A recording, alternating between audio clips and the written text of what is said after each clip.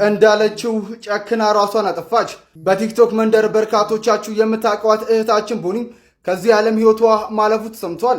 በቲክቶክ ላይ ከ823,000 በላይ ተከታይ ያላት ወጣቷ ቦኒ ከመሞቷ ከጥቂት ሰዓታት በፊት በለቀቀችው ቪዲዮ ላይ ዛሬ የእኔ የእረፍት ቀን ነው በማለት ባስተላለፈችው መልእክት በርካቶች ደንግጠው ነበረም። ታዲያም በሕይወት ጉዞዋ የገጠማትን ተግዳሮቶች በማንሳት ለተከታዮቿና ለሚወዷት ሰዎች በሙሉም ስንብቷን በመግለጽ ለሁላችሁም ይቅርታ አድርጌያለሁ፣ እናንተም ይቅር በሉኝ በማለት ተናግራለች። ፈጣሪ የእህታችን ነፍስ በገነት ያኑርልን። ልጅቷ በእርግጥ በምታደርገው ነገር ልጁን በጣም ትወደዋለች፣ በጣም ፍቅር ትሰጠዋለች። ሪአክሽን አትመለከትም። መስራቅ እንዳለችልን ታዝቤያለሁ።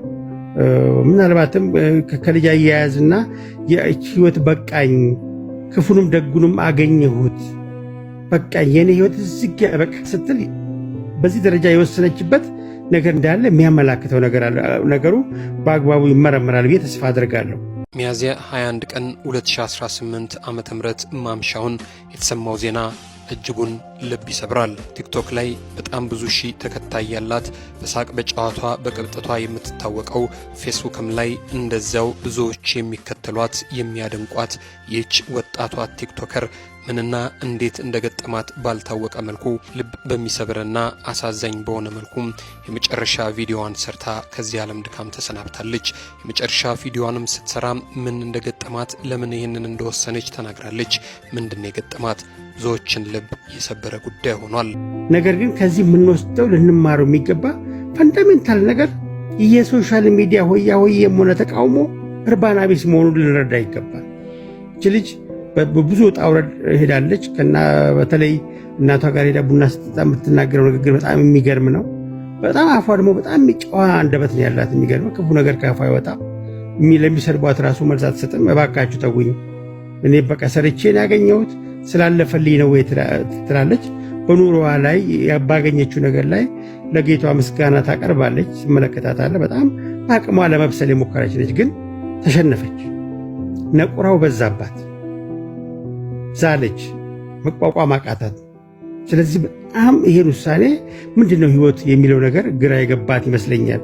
ግን ይሄ ቅድም ነፍሰ ጡር ነች ካለች መስራቅ እሱን ፓርት አልሰማሁትም። ከሆነች ግን የበለጠ ነገር ፈርዘ መመርመር አለበት። ደስፐሬት የሆነችበት በቃ ህይወት ይሄ ከሆነ ምንድነው ትርጉሙ ብላ የወሰነችበት ሪዝን አለ።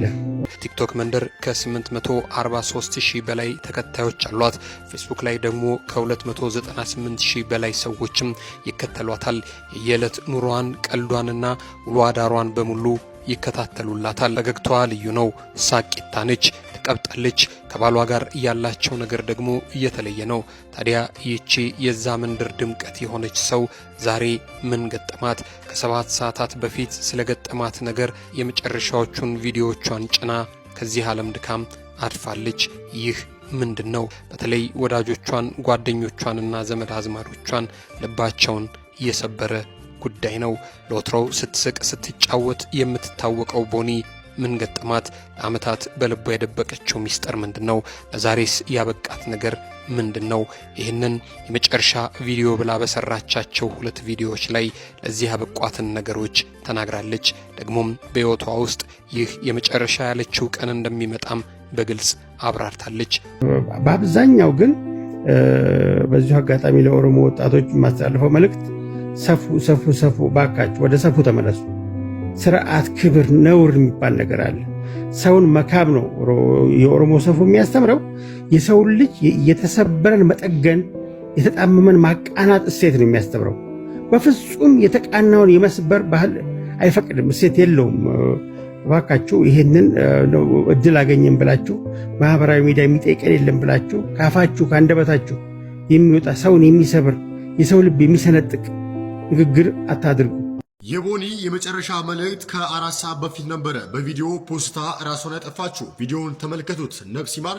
ለዘመዶቿ ለቤተሰቦቿ መጽናናትን እመኛለሁ። የሮ ቶኮ ቶኮ ሆጀተኒስ ዋን ባይ ጎተኒ እስኒን ደርቡ ጅሬኛ ከበርባደንቲ ጅሬኝ አከሲን በርባደንቲ እስኒን ጅራታ